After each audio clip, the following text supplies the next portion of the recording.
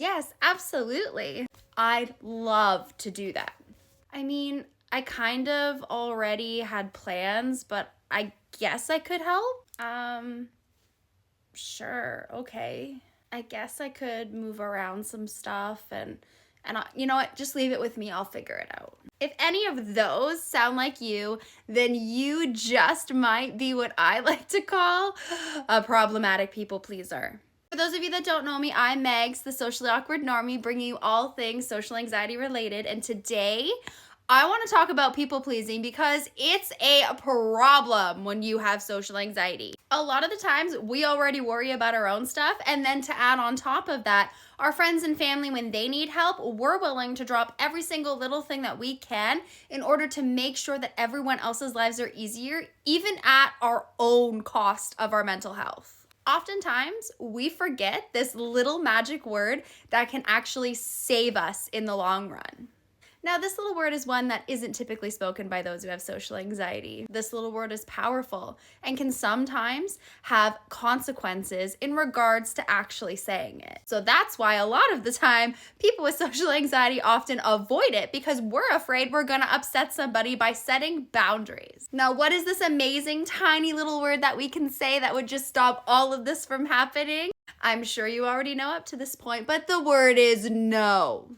Now, this little word, no, just get used to it. No. I'm going to say it a lot in this video, no. So you can honestly get a feel for what it's like to know. But to be honest, a lot of the reason people with social anxiety struggle with saying the word no is that we're actually afraid of what it's going to do and how it's going to make others feel. Instead of actually valuing our own boundaries and our own mental health, we're actually worried and taking on other people's feelings. Like somehow if we say no, they're gonna hate us. They're never gonna talk to us again. They're never gonna ask us for anything again. They're never gonna speak to us, never message us. We're gonna be alone forever. And suddenly the word no just turns into this tiny chaotic little mushroom balloon that if we say it, suddenly the world erupts in front of us. Now, it may be illogical to those that don't have social anxiety, but the word no often can be associated with negativity.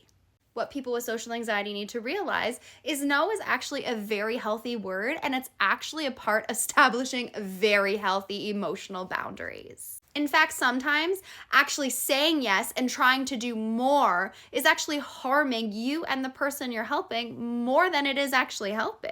And by harming, I mean sometimes you take on too much, you won't be there mentally, you won't be as present. And on top of that, sometimes you'll have to cancel last minute because you took on way too much, leaving them in a bind when they really needed the help and were relying on you. So sometimes that word no is actually a very important word, and it's one that we have to get used to saying.